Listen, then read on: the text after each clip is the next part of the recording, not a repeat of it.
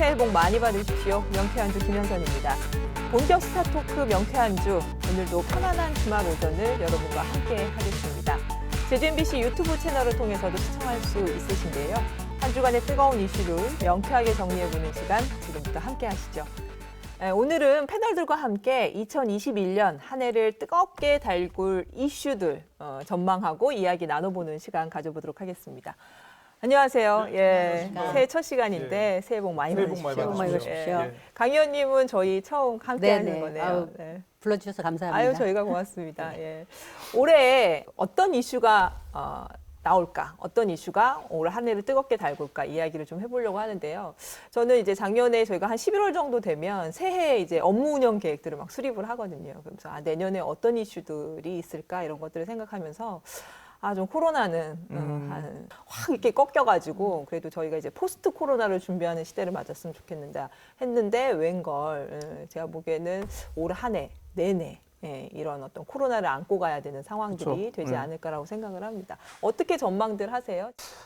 이 코로나19 상황이 어쨌든 올해까지는 우리의 삶이 크게 바뀌지는 않을 것이다. 그러게요. 일상으로의 복귀가 힘들 것이다. 그런 얘기가 많이 나오고 있더라고요. 어쨌든 우리가 한때 걱정을 했었던 백신 확보 문제라든가 이런 게 어느 정도 좀 세팅이 되어가고 있는 것 같기는 한데 지금 백신 접종이 실제로 이루어지는 다른 국가를 봐도 이게 뭐 부작용이 나타나네, 뭐 접종의 우선순위라든가 이런 거와 관련해서 굉장히 논란이 많은 것 같아서 이게 곧 우리가 이제 뭐 빠르면 다음 달, 빠르면 다다음 달부터 우리가 보고 겪게 될 그런 상황이 아닌가 싶어요. 또 지금 뭐 이제 영국발 신종 뭐 변종 바이러스 출현도 있고 하다 보니까 어쨌든 올해까지는 우리가 고난의 행군을 가야 하지 않을까. 위드 코로나의 시대. 네, 그렇습니다. 이런 전망들이 많은 것 같습니다. 비슷하게 전망들을 하세요? 예, 제가 보기에도 올 한 해도 여전히 코로나와 관련된 여러 가지 도민들이 어려움이 있을 것 같습니다.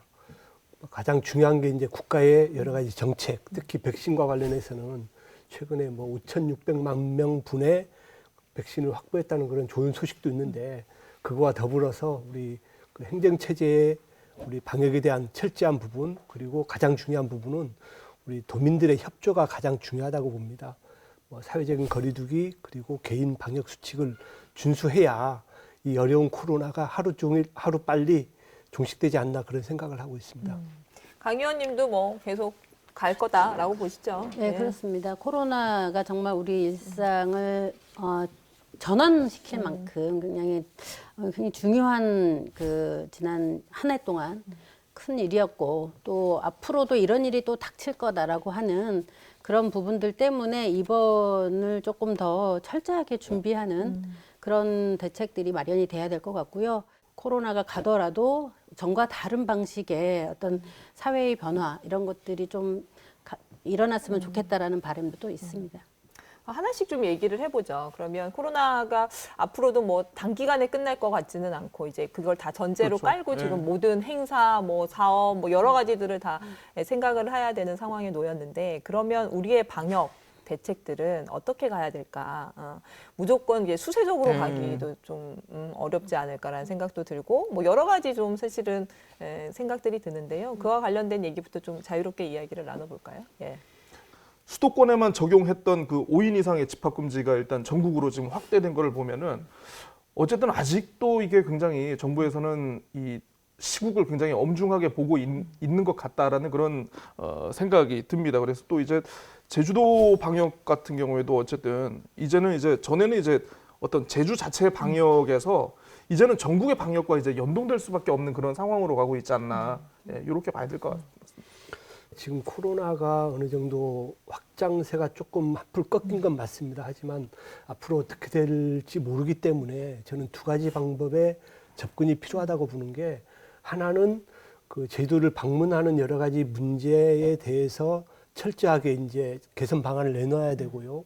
특히 또 하나의 부분은 뭐냐면 저는 전도민 내지는 뭐 도민의 절반 아니면은 취약계층에 대해서만이라도 선제적으로 선제 검사를 좀 하는 것도 저는 하나의 방법이라고 생각합니다. 선제적으로 검사를. 예. 네.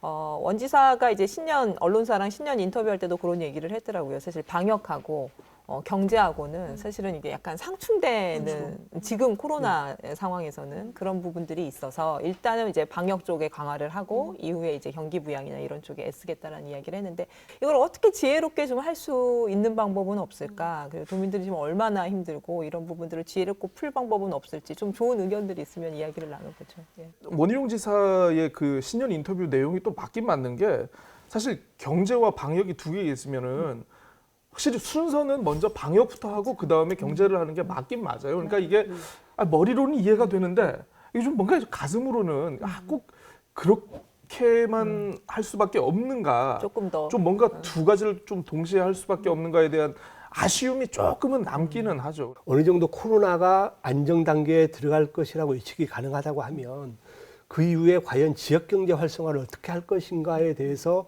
지금부터 고민을 해야 된다고 봅니다. 저는 어떤 식으로 접근할 것인가에 대해서는 뭐 짧게는 뭐 직접적인 지원도 있지만 그 나머지 부분은 여러 가지 그 소상공인에 대한 간접적인 지원책 이 부분도 강구를 해서 아마 늦어도 올해 5월, 6월 달에 추경 때는 이 지역경제 활성화에 대한 직간접적인 지원 부분은 도하고 의회에서 반드시 점검하고 또 반영이 돼야 된다고 생각합니다.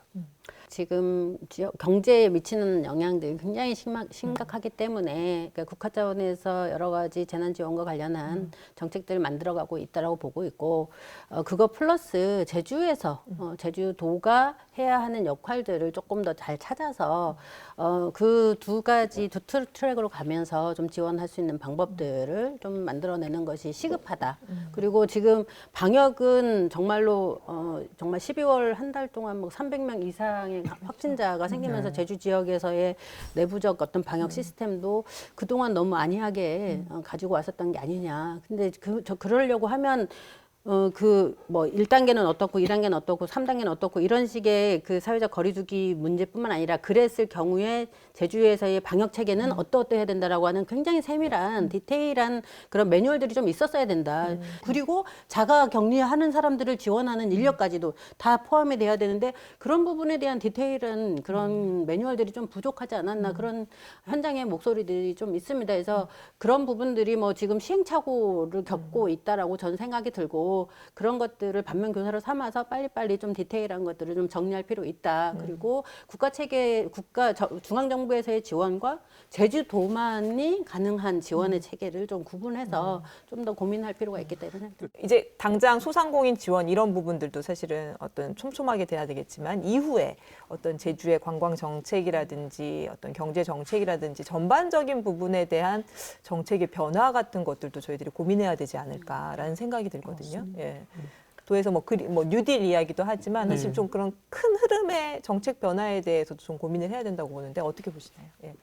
앞으로 어떻게 할 것인지에 대해서는 지금 뭐 준비는 하고 있지만 여전히 불투명한 상태입니다. 올해도 어떻게 될지 모르기 때문에 그래서 저는 예산이 확보된 만큼 지금부터라도 그 우리 도와 우리 의회 그리고 그 예산이 어찌 보면 수요자 이분들이 머리를 맞대서 어떤 식으로 이제 코로나를 이겨낼 수 있는 그런 여러 가지 행사 그리고 축제 그리고 언택트에 관련된 여러 가지 부분에 대해서는 지금부터 준비를 하면 저는 크게 늦었다고 보진 않고요. 그 대신 중요한 부분은 앞으로 추경을 편성함에 있어서는 그동안 소외되어 왔던 여러 가지 행사 그리고 예술 그리고 소상공인에 대한 충분한 예산 확보를 해서 그분들이 어느 정도 안정적인 기반을 가질 수 있도록 해야 되는 게 저희 도의 역할이고 우리 의회의 역할이라고 저는 생각합니다. 그 2021년 새해 예산 심사들 다 하셨잖아요. 예. 그때는 어떤 좀 그런 부분에 좀 중점을 두고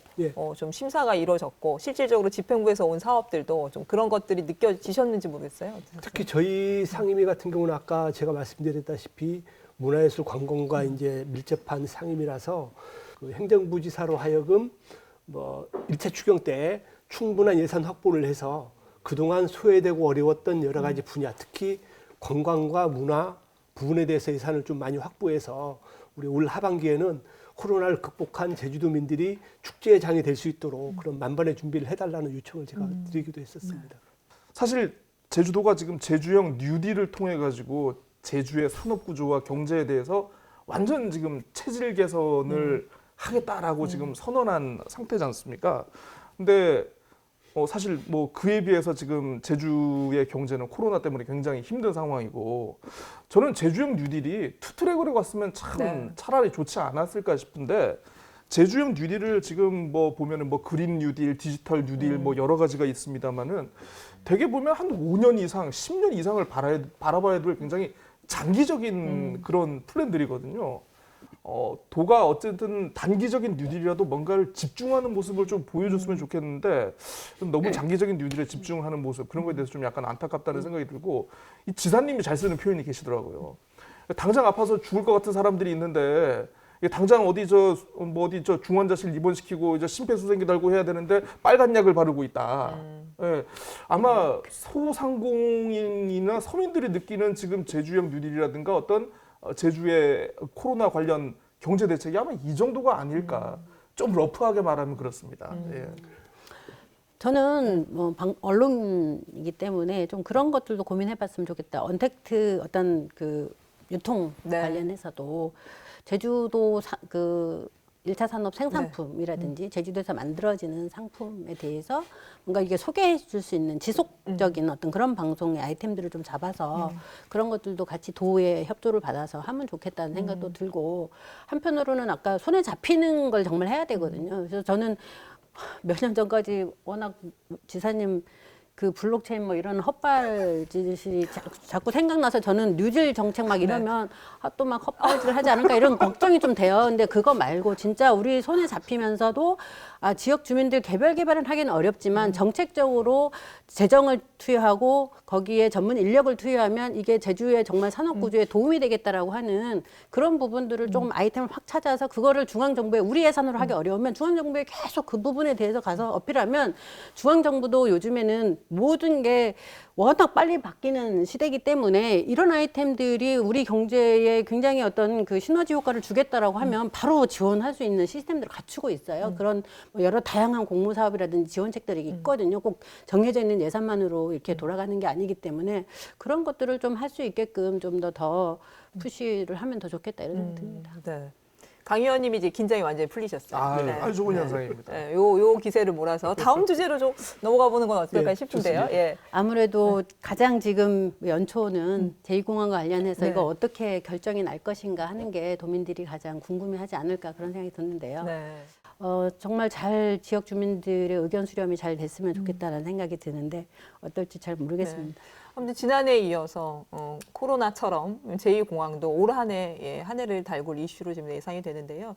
지금 아무튼 여론조사를 어쨌거나 저희가 실시를 하기로 하면서 그간에 좀 갈등을 해소할 수 있는 계기가 되지 않을까 사실 내심 기대들을 해왔잖아요. 그런데 지금 여론조사 진행 상황이 좀 녹록치 않아 보입니다. 지금 안심번호가 사실은 쟁점인 것 같아요. 그렇죠. 그 여론조사와 관련된 좀 전망부터 좀 얘기를 시작을 해볼까 하는데요. 이 안심번호라는 게 뭡니까? 그 안심번호가 실제 번호가 아니고요. 이게 저 이동통신 사업자가 암호화된 가상 번호입니다. 그러니까 제 번호가 이제 010-1234-5678이거든요. 이거를 그대로 쓰는 게 아니고 이걸 암호화 시켜가지고 050으로 시작되는 그 11자리 번호로 만드는 거라고 하더라고요. 그래서 어떤 조직 선거, 뭐 관권 선거 이런 거를 좀 배제하기 위해서 도입된 게 이제 안심번호인데 이게 절차가 그렇습니다. 이게 여론조사 기관이 안심번호를 이동통신사에서 받아가지고 이렇게 그 조사를 하려면은 선거 여론조사 심의위원회를 이거 경유를 해야 한다라고 하더라고요. 그래서 조사 개시 10일 전까지 어떤 위원회에 여론조사 목적이라든가 기간, 성별, 연령 뭐 이런 것들을 기재한 요청서를 제출하면은 이동통신사가 7일 이내로 안심번호를 생성해가지고 이것도 무작정 그냥 주는 게 아니고 안심번호도 조사 기간이 끝나면 며칠 이내 이게 아예 번호가 말소되도록 이렇게 시한을 정해가지고 제공을 합니다. 그래서 결정적으로 공직선거 관리 규칙의 규정에 따른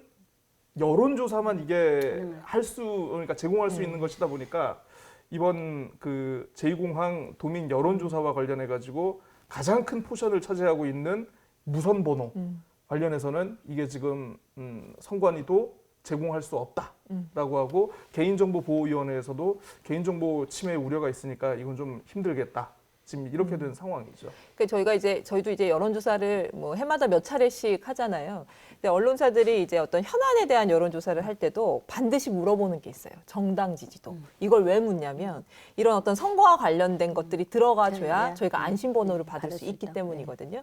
이 안심번호를 받아야 예를 들면 저희가 이제 여론조사할 때 도민 1,000명을 대상으로 한 조사입니다. 이렇게 하면 1,000명한테 전화하는 게 아니라 이제 이제 대답하시는 분들, 그거를 이제 더 많은 표본을 사실은 갖고 그렇죠. 조사를 해야 되는 예. 거예요.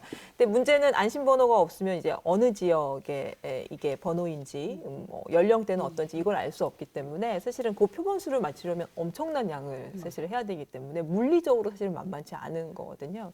그래서 이제 안심번호가 관건인데 그래서 이제 의회에서 이제 언론사를 끼고 하는 방법들을 지금 고민을 시작을 한 것 같은데 언론사가 이제 주체가 돼서 기존의 여론 방식을 여론조사 방식을 인용해서 그 제2공항과 관련한 찬반을 물어보자. 거기에 이제 어쨌거나 뭐 정치적인 또 뭐 대선도 있고 또 뭐 돌아오는 내년엔 또 뭐 지방선거도 있고 뭐 이렇기 때문에 이제 그런 것들을 조금 가미해서 하자라고 하는 걸 저희가 이제 의견을 낸 걸로 알고 있습니다. 저희 강성 의원님이 들으시면 좀 불편할지 모르겠지만 제2공항 갈등 해소 특위 갈등을 해소한 게 아니고 갈등을 더 유발시키고 있다.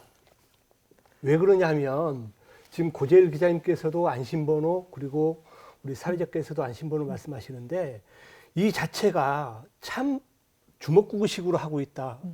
결론적으로 말씀드리면 지금 안심번호를 한다는 그 자체도 지금 선거법에 위촉될 소지가 있어서 될 확률도 적고요. 그렇다고 언론에서 그걸 받아서 할 수 있는 그런 분위기도 지금 안 돼 있다고 저는 보고 가장 중요한 부분은 국책 사업을 함에 있어서 기관이 도나 의회가 아닌 언론에서 조사를 했을 때 저는 정당성 그리고 절차적 타당성 가장 중요한 부분은 물론 제주도에서 참공이라고 말하고는 있지만 그 이후에 다가올 후폭풍 가장 중요한 부분이 국토부에서 저는 이 부분에 대해서 받아들일 것 같지는 않습니다.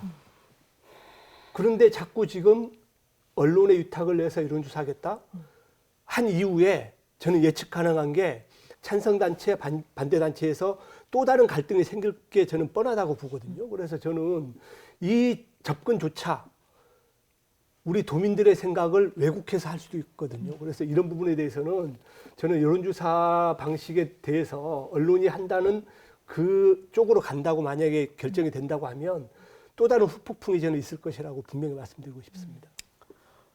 앞으로 우리 이 제주도에 100년에 영향을 미칠 수 있는 제2공항의 건설, 인프라 건설을 할 거냐 말 거냐를 고민할 수밖에 없는 시점이고 그래도 계속 이 방식으로 그냥 갈 수는 없고 여론조사가 굉장히 한계가 있고 그 부분에 대해서 그동안 많은 여론조사들을 언론기관을 통해서 해왔기 때문에 제주도하고 의회가 할 수 있다라고 생각했었던 부분들이 있었던 거고 그런 부분들이 안심번호로 인해서 굉장히 조금 애로사항이 주관이 누구냐에 따라서 굉장히 이게 안 되는 부분들이 있는 거고 그래서 그 부분을 조금 보완해서라도 저는 그래도 이걸 아무런 결정 없이 그냥 놔두고 그냥 국토부에서 알아서 하십시오 이렇게 할 수는 없지 않느냐라는 생각이 듭니다. 사실 국토부에서 얘기하고 있는 그리고 도에서 말하고 있는 여러 가지 참고용을 하곤 하지만 그 이후에 발생될 여러 가지 문제에 대해서는 의회, 더 나아가면 제2공항 갈등해소위원회 지금 뭐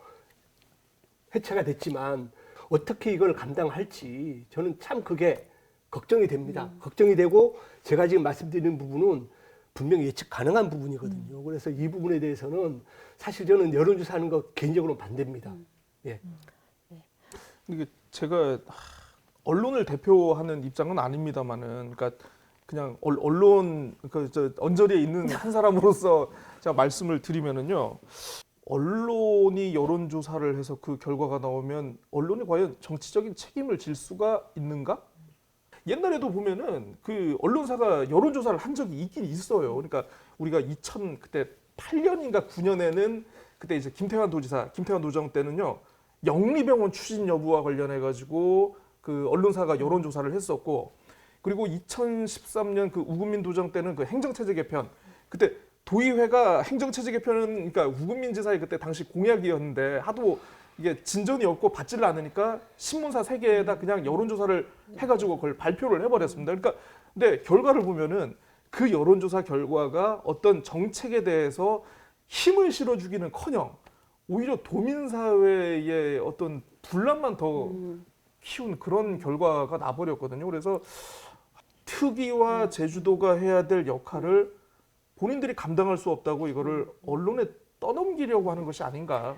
개인적으로 좀 약간 그런 생각이 좀 들더라고요. 언론에 떠넘기는 건 아니고요. 이제 마지막으로 이제 도민의 생각을 좀 모아보자라고 하는 것을 여론조사라고 하는 방식을 통했고, 그거에 대한 조사의 주체를 도하고 의회가 같이 하기로 했었는데 그게 안심번호 부여받는 부분이 있어서 어려움이 생겼기 때문에 언론사로 하여금 그 부분을 대행하게 하는 방식으로 가는 거지, 언론사가 주체라고 보기에는 그 부분은 저는 그거에 대한 책임을 언론사가 지어야 된다, 이런 건 좀 너무 과하게. 아니, 그러니까 실질적으로는 언론사가 그 책임을 져야 되거든요.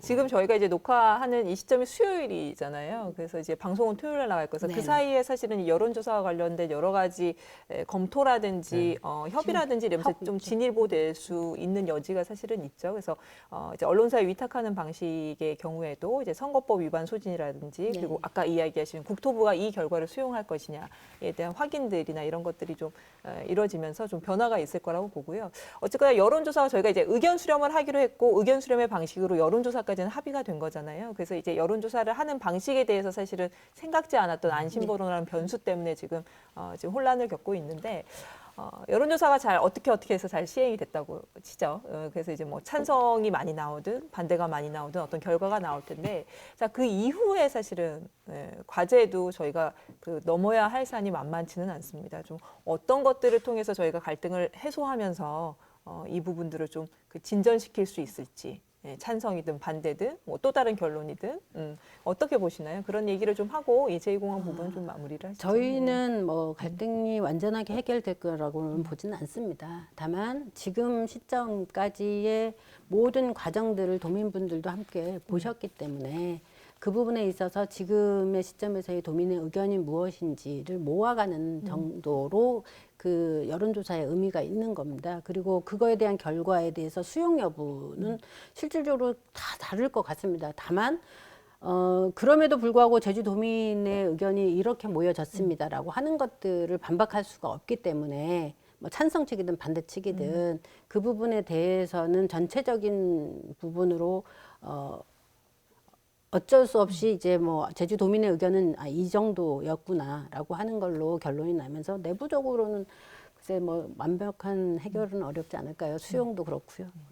어떻게 보세요? 예. 저는 차라리 그 여론조사 결과가 그 참고용이라고 하면 저는 도민에게는 오픈 안 시키는 게 저는 갈등을 안 일으킬 수 결과를 있다고 오픈하지 생각합니다. 말자. 예, 그래서 그 결과를 밀봉한 상태에서 국토부에 전달하고 내부적으로 판단하는 게 저는 도민들이 또 다른 갈등을 유발시키지 않는 하나의 방법이라고 생각하기 때문에 그 부분에 대해서는 우리 도와 의회가 좀 많이 협의 협조를 해서 어떤 게 뭐 아까 제가 서두에 말씀드렸지만 진짜 도민 갈등을 해소할 입장에서는 여러 가지 방법들은 많습니다. 그래서 그런 부분까지도 이제 고민을 해야 될 때가 아닌가 그런 생각을 저도 그 부분에 대해서는 뭐 어떻게 하는 것이 좋을지에 대한 고민 좀 있지만 글쎄 저는 이렇게 좀 많은 어려움이 있더라도 투명하게 가는 것도 방법이라는 생각이 들거든요. 그거가 언제든 오픈될 수 있는 소지가 있기 때문에 그래서 가는 길이 험하다고 좀 덮어간다는 것보다는 그냥 투명하게 가고 그거에 대한 또 해석과 또 도민분들의 생각은 또 다를 수 있기 때문에 그 부분도 뭐 같이 겪어야 되는 상황 아닌가 그런 생각이 듭니다. 저는 강정 해군기지가 자꾸 떠오릅니다. 어렵게 의견 수렴까지 사실은 왔는데 좀 복병을 만나가지고 좀 빨리 정리가 돼서 저희가 원래 계획했던 그 프로세스를 잘 밟아가지고 저희들이 이제 그 정말 기대했던 만큼 갈등 해결의 어떤 계기가 되고 제2공항 문제가 정리가 될 수 있는 계기가 됐으면 좋겠네요. 예. 다음 주제로 좀 넘어가 볼까요? 김한국 의원님 뭐 올해 이슈 뭐라고 좀 예상을 하세요? 예. 뭐 최대 현안인 제주 4.3 특별법 개정안에 네. 대해서 좀 말씀드리고 싶은 게 저는 우리 이낙연 우리 민주당 당대표님께 좀 좀 말씀드리고 싶은 게 양치기 소년이라고 표현하고 싶습니다. 지난 12월 18일 날 당정협의, 당정청이라고 했죠. 협의를 했다고 1월 8일까지 국회에서 본회의 통과를 하겠다고 후원장담을 하셨습니다. 그래서 저희 의회에서도 뭐 그 이후에 4.3 특별법 결의안을 이제 내서 통과를 시켰고요. 근데 저는 결론적으로 말씀드리면 이낙연 당대표 그리고 거기 비서실장을 맡고 있는 오영훈 의원께서 이 건에 대해서 분명히 제주도민 그리고 4.3 유족들한테 사과부터 먼저 하고 진짜 4.3에 대해서는 그렇게 장난치면 안 됩니다. 근데 저는 역설적으로 보면 그 당시에 12월 18일부터 1월 8일까지 20일입니다. 절차가 3가지 절차가 남았거든요. 법안 심사 소위 그리고 법제사법위원회 통과 본회의거든요.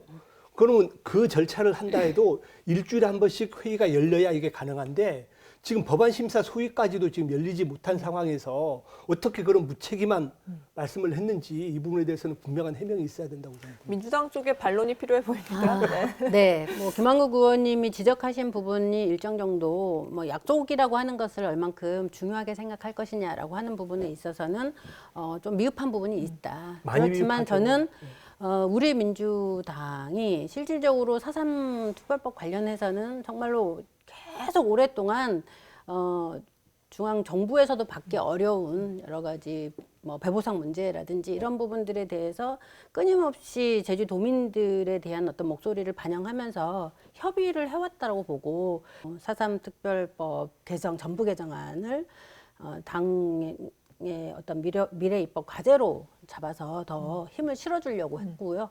그 부분에 있어서 저는 이낙연 대표님이나 오영훈 의원님이 굉장히 역할을 많이 하시고 있다라고 생각이 듭니다.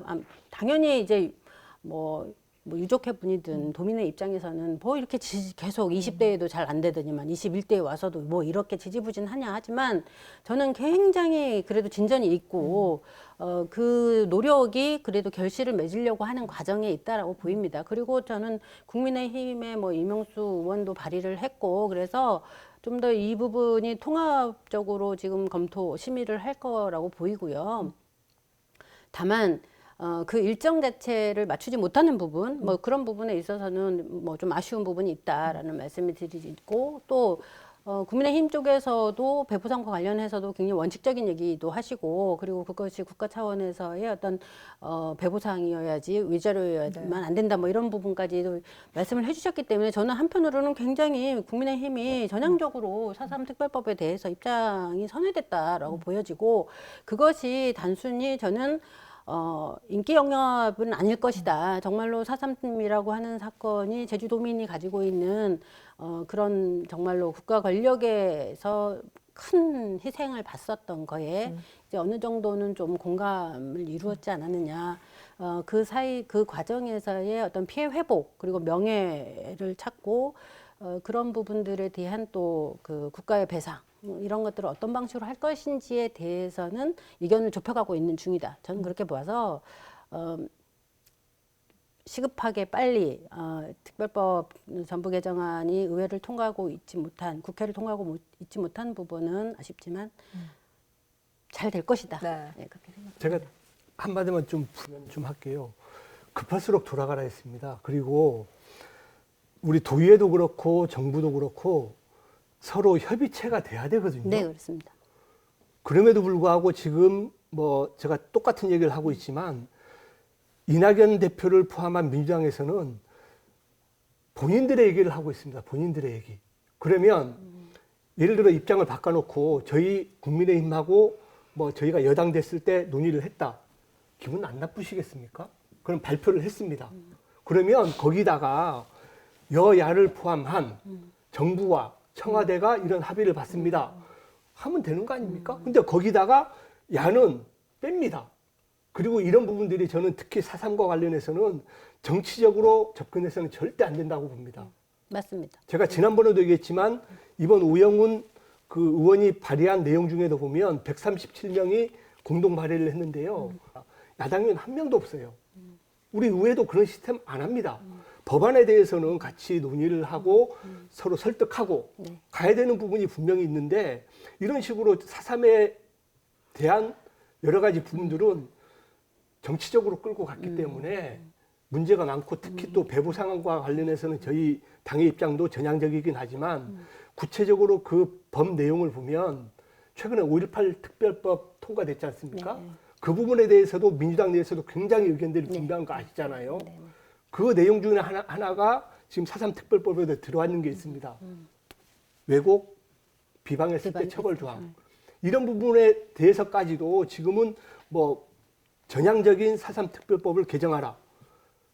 법안 하나하나를 봤을 때는 굉장히 독소조항이 많기 때문에 그런 부분에 대해서는 협의를 하고 서로 의논을 해야 되는 게 저는 맞다고 보기 때문에 거듭제가 말씀드리지만 4.3과 관련돼서는 저희 국민의힘도 그렇고 민주당도 그렇고 정치적으로 절대 하면 안 된다는 말씀을 그러니까 저는 정치적으로 접근하는 거는 아니라고 봅니다. 근데 그렇게 다만 하고 있지 제주도민 않습니까, 아니 국회에서. 그러니까 저는 특별법 전부 개정안과 관련해서 희생자 유족회 분들의 끊임없는 요구사들을 반영하고 그 반영한 것들을 정책화시키고 입법화시키기 위한 여러 가지 과정들을 거치면서 저희 민주당에서는 좀 좀 아까 말했던 것처럼 조금 더 빨리 좀 진전하기 위해서 그거에 동의하는 것들 우리가 뭐 저도 국회에서 비서관으로 일을 해봤지만 근데 조항 하나하나 이거는 뺐으면 좋겠고 이거는 담았으면 그러면 정말 대표 발의한 부분들의 어떤 입법 취지라고 하는 것들이 굉장히 또 난리가 나는 상황이 벌어질 수 있기 때문에 그런 전반적인 것들을 그치 아울러서 빨리 추진할 수 있는 방식으로 가다 보니까 이제 그렇게 됐고 또 이명수 의원님들도 발의한 부분이 있기 때문에 통합 심의할 수 있을 거라서 각 조항은 그 과정에 잠깐 뭐 법안 소위라든지 그다음에 법제사법위원회에서라든지 뭐 이런 부분에서 조금씩 조정이 됩니다. 그래서 저는 큰 틀이라고 하는 것이 정해져 있고 그것은 우리 오영훈 의원이 잘라서 이렇게 하겠습니다라고 입법을 한 게 아니고 그동안에 끊임없이 4.3과 관련한 유족회든 아니면 전문가든 그런 의견들을 받아서 저는 전부 개정안이 마련이 됐다고 보거든요. 그렇기 때문에 그 부분에 있어서 저는 정치적이진 않다라는 생각이 듭니다. 제가 조금 민주당의 감정이입을 해서 이 과정을 좀 설명을 드리자면요. 사실 여러 가지를 좀 고민해봐야 될 부분이 있는 것 같아요. 어쨌든 4.3 특별법 개정 같은 경우에는 지금 그러니까 대통령과 그리고 여당의 약속이기도 하고 더구나 지금 그 4.3 그 희생자분들이라든가 유족분들의 어떤 고령화라든가 현실적인 문제를 고민을 안 할 수는 없었을 것 같습니다. 그러니까 법률안 개정안에는 이 정도의 틀만 만들어 놓고 나머지는 이후에라도 할 수 있게끔 그 정도의 여지를 남겨두고 개문발차를 하는 측면에서 저는 이번 일이 시작됐다고 봐요. 맞습니다. 개인적으로 해석하기에는. 근데 사실 보기에는 그러니까 이 내용과 관련해 가지고 그러니까 우리가 위자료라는 표현과 그리고 뭐 국가가 노력한다라는 그런 대목에 지금 가장 큰 문제가 되고 있는 논란이 거니까 됐죠. 국민의힘에서도 지금 반발하시는 게 근데 사실 유족회 분들이 뭐 물론 그 유족회 분들이 모든 걸 다 대표하신다고는 할 수는 없지만 이 관련된 내용이 알려지고 나서 긴급 운영 회의를 열고 어쨌든 당정 협의안에 대해서 수용을 한다라고 이렇게 얘기를 한 거는 물론 완벽하지는 않지만 어떤 보면 현실적인 실리를 일단은 취하는 걸 목적으로 한 거 아닌가 그렇게 좀 생각이 들고요. 사실 어떻게 보면은 그러면 국민의힘에서도 과연 이거 관련해 가지고 개정안에 어떤 힘을 좀 실어줬는지 앞으로의 어떤 이 법률안 개정과 관련해 가지고 어떤 비전과 플랜이 있는지를 요걸 좀 보여주시고 같이 제가 지금 보여드릴게요. 예. 저희 당에서 부정적으로 생각했던 게 뭐냐면 4가지 측면이 있는데 정의, 그리고 명예회복, 그리고 배보상, 처벌조항입니다. 이 4가지 중에 저희 당에서도 2가지에 대해서는 일정 부분 공감대가 형성됐거든요. 아까 얘기한 명예회복과 배보상과 관련돼서는 저희 당에서도 내부적으로 검토를 해서 어느 정도 인지가 됐고 뭐 충분히 검토가 된 상황인데 지금 문제는 뭐냐면 아까 제가 137명 의원들이 왜 협의를 못했냐고 얘기한 부분이 뭐냐면 가장 먼저 진행돼야 될 아까 구재일 기자님 말씀하신 유족들의 어려운 점 그리고 노령인 점을 감안해서 우선순위가 있는 겁니다.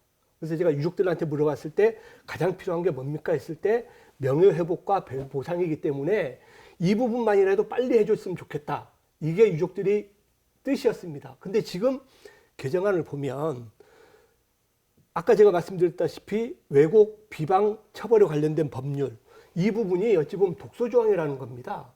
이런 부분들에 대해서 서로 논의를 하고 뺐을 때는 아마 저희 국민의힘에서도 그렇게 반발을 하지 않았을 겁니다. 우선순위가 뭔지를 빨리 캐치를 해서 그 법에 대해서 통과를 시켜놓고 나중에 후속적인 조치들은 해도 늦지 않은데 우리 오영훈 의원께서 너무 욕심이 크다 보니 한꺼번에 다 하려고 하는 겁니다. 그래서 거듭 말씀드리지만 서로 논의를 해서 뺄 거 빼고 하다 보면 아까 제가 말씀드린 두 가지 부분에 대해서만 한다고 하면 저희 당에서 저는 그 부분에 있어서 좀 김한국 의원님의 생각하고 조금 이렇게 다르게 이해되는 부분들이 뭐냐면 표면적으로 명예회복 얘기를 하시면서 그 처벌조항이라고 얘기하는 그 사상과 관련한 여러 가지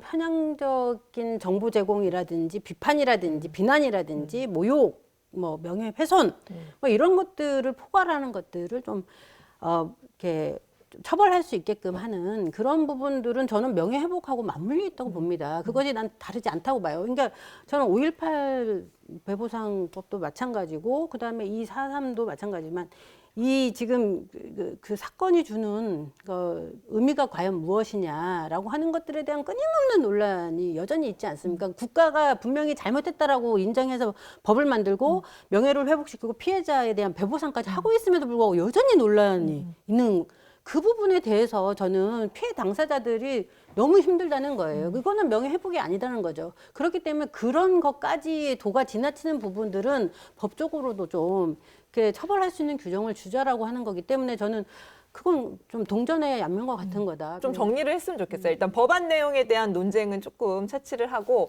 그러면 개정안 통과 이후에 그러한 어떤 우려라든지 어떤 그러한 어떤 그 갈등 이런 것들을 해소하기 위해서 조금 저희가 좀 기민하게 움직여야 될 부분들이 있다면 어떤 것들이 좀 있을까요? 예, 배보상과 관련해서 뭐 여러 가지 이제 좀 그거를 강제할 수 있는 방법들을 조금 더 이제 강화하자는 이야기들도 나오고 뭐 얘기들이 있는데 그러니까 배보상 관련해서는 지금 우리 당정 협의회에서도 그거 했지만 굉장히 어려운 부분들이 있다. 그거에 대해서 어떻게 피해 규명을 하고 거기에 대한 어떤 배상의 기준이나 보상의 기준들을 마련할 거냐라고 하는 것들이 너무 어렵다. 그래서 그런 부분들을 6개월 동안 용역을 통해서 기준을 마련하라고 하는 것들을 포함해서 그 재정적 그리고 국가적 지원이라고 하는 포괄적으로 이렇게 표현을 한 거 아닙니까? 그래서 그 부분을 좀 더 디테일하게 어떻게 만들 것이고 그거가 합의점들을 이루어가는 것들을 좀 만들어야 될 것 같고요. 전 5.18이나 4.3에 대해서는 다양한 의견이 있을 수는 있습니다. 그렇지만 피해 당사자들이 느낄 만큼의 모욕적인 것들은 막아줘야 된다. 저는 이제는 그 정도까지의 우리의 시민사회라든지 그다음에 국가의 어떤 시민 의식들이 높아졌다라고 보이거든요. 그것이 저는 더 건전한 방식의 어떤 여론 형성. 그러니까 그 부분에 대한 어떤 의심들을 할 수는 있지만 개인의 어떤 명예가 실추되는 방식으로의 표현 이런 것들은 굉장히 좀 이제는 좀 그만해야 되지 않겠냐는 생각을 좀 하실. 네. 일각에서 그런 예상들을 하더라고요. 그러니까 지금 아마 제가 알기로는 5.18 그 희생자 유족 관련 단체가 몇 개가 복수의 단체가 있는 걸로 알고 있습니다. 그러니까 복수의 단체가 있는 이유가 그게 알아보니까 그거거든요. 그러니까 처음에 배보상을 받았던 분들이 따로 계시고 못 받았던 분들이 따로 단체를 만들고 이렇게 하다 보니까 아마 모르긴 몰라도 이번 우리 그 제주 4.3과 관련해서도 뭐 물론 배보상 그러니까 관련 지급 기준이 이 6개월간의 용역을 거치긴 하겠지만은 모르긴 몰라도 비슷하게 가지 않겠느냐라는 이렇게 전망을 하시는 분들이 계시더라고요. 그래서 어쨌든 이 과정에서 어느 정도 논란이라든가 이 어떤 국가적인 책임에 포함되지 못하는 분들의 반발 이런 게 좀 아마 있지 않을까 싶은데 어쨌든 좀 관련해서 어쨌든 합리적인 기준 상처를 좀 보듬을 수 있는 좀 그런 것들이 좀 지역 넓게 공동체를 필요한 것 회복시켜줘야 같습니다. 되는 부분이 네. 있거든요. 저는 배보상과 관련해서는 유족들이 큰 그 불만이 없다고 생각하는 게 일단 명예회복이 되거든요. 그리고 국가에서 뭐 형평성에 맞게 분명히 할 겁니다. 그리고 아까 강성 의원님 말씀하셨지만 용역을 하고 있는 상태라서 유족들이 생각하는 것보다 현저히 떨어질 것 같지는 않기 때문에 저는 배보상에 관련된 부분은 아마 정부에서도 뭐 재정적인 부분은 감안을 하겠지만 저희가 생각한 것보다 그렇게 많이 낮을 것 같지는 않기 때문에 배보상과 관련돼서는 큰 문제는 없다고 보고 단지 그 배보상을 할 수 있는 시점이 언젠가가 중요한 거기 때문에 이 부분에 대해서는 빨리 법 개정이 돼야 된다고 저는 생각합니다.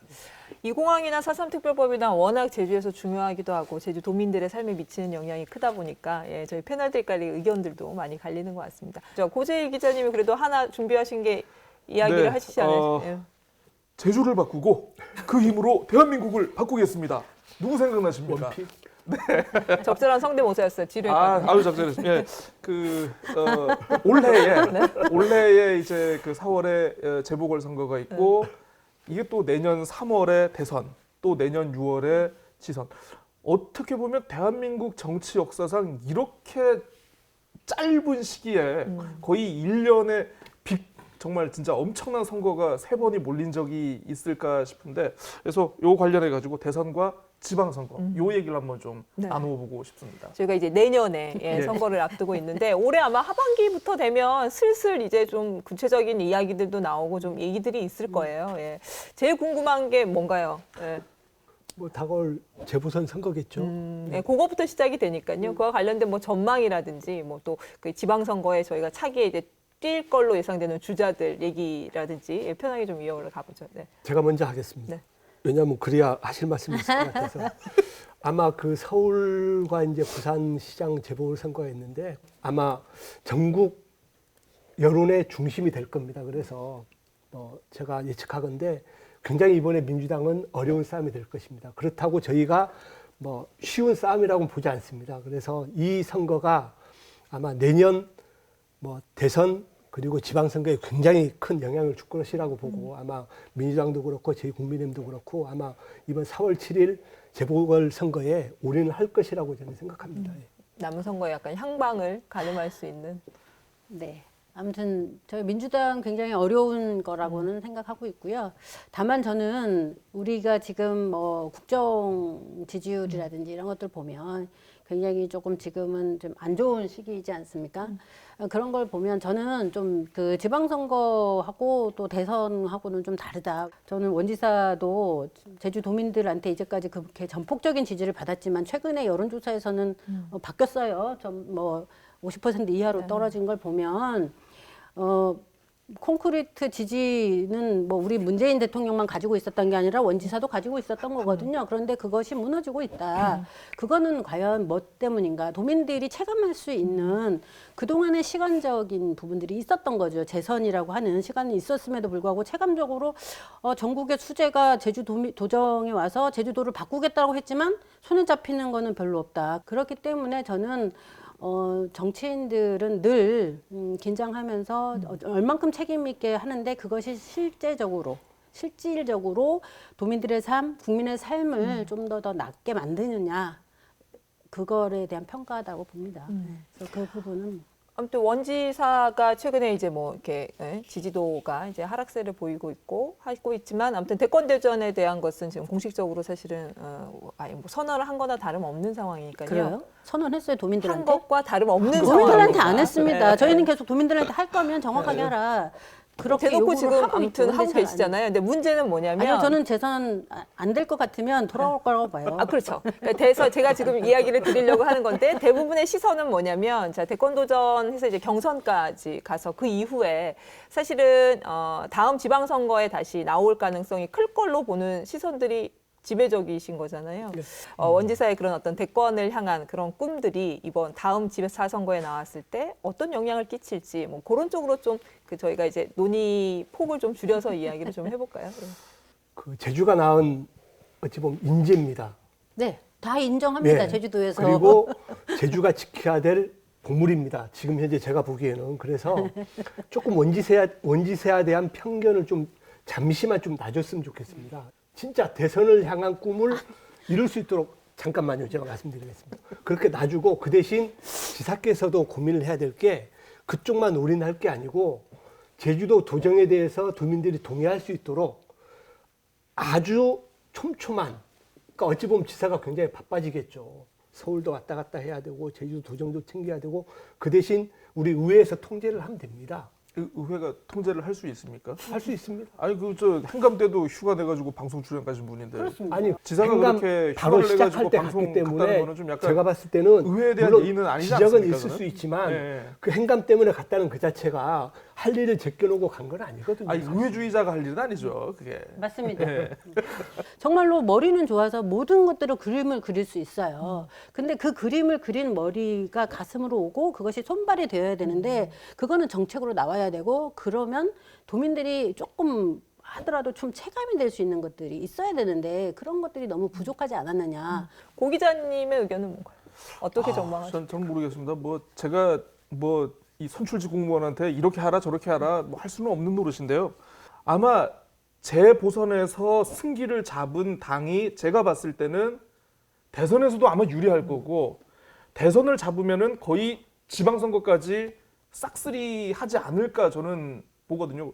그런 면에서 아마 대선을 못 가게 된다면 지사께서 그러면 대선 결과에 따라 가지고 본인의 어떤 지방선거의 명운이 달려 있기 때문에 어떻게든 당분간은 이제 정치적인 스탠스라든가 어떤 지원 사격 이런 것들은 계속 아마 하시지 않을까 싶기는 해요. 원지사 지금 뭐 스탠스를 보면 대선 본선에 뭐 하나의 경우의 수인데 못 갔을 때 그 경선 과정의 위치 여기에 따라 가지고 저는 지방선거 때 분명히 영향이 있다고 보고요. 만약에 경선 과정에서 너무 많은 차이로 격차가 벌어진다고 하면 지방선거에 좀 타격이 있을 거라 보기 때문에 아마 그 부분은 지사께서도 분명히 감안을 하고 있을 겁니다. 4강까지? 아니죠. 그 그건 상대가 누구든지 누구냐에 모르죠. 따라서도 네. 사실은 좀 슬슬 마무리를 해볼까요? 예. 저희가 이제 올해 2021년 새해 한 해를 뜨겁게 달굴 만할 것으로 예상되는 현안들 중심으로 좀 정리를 해봤는데요. 마지막으로 저희 이제 마무리할 때 깨톡, 2021년 처음으로 깨톡을 한번 날려볼까요? 준비들이 안 되셨나요? 저는 누구한테 보낼까요? 그냥 저 새해에도요. 저희 저 명쾌한 주 많이 사랑해 주시고 꼭 시청률 2자리 한번 찍어보고 싶습니다. 그리고 저 이승엽 사장님 아주 열심히 하고 있습니다. 꼭 지켜봐 주십시오.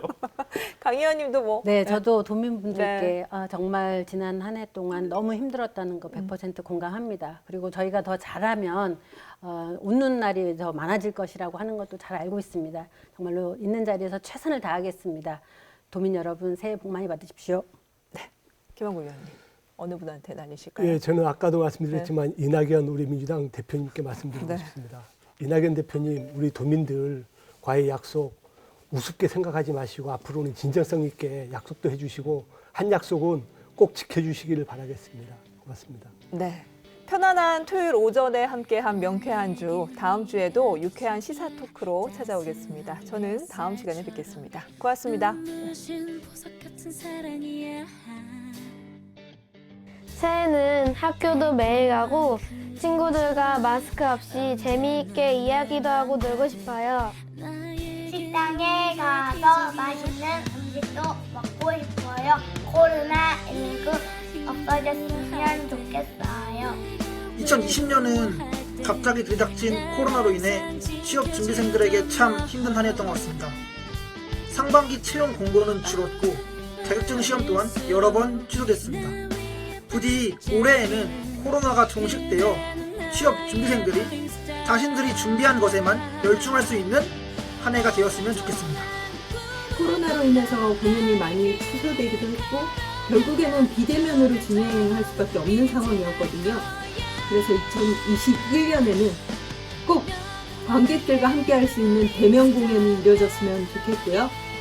제주도에 크고 작은 갈등 사안들이 많았잖아요. 제2공항에서부터 테마파크 개발까지 여러 사안들이 있는데 올해에는 국민들이 같이 화합하고 생각을 나누고 좋은 결과들을 이끌어내는 그런 한 해가 되었으면 좋겠어요. 여러분들 모두 올해는 이제 희망차게 좋은 날이 있었으면 좋겠고 특히 우리 공부방에 오는 친구들이 마스크를 벗고 저랑 뛰면서 놀이 영어 했으면 좋겠습니다. 2021년도 화이팅!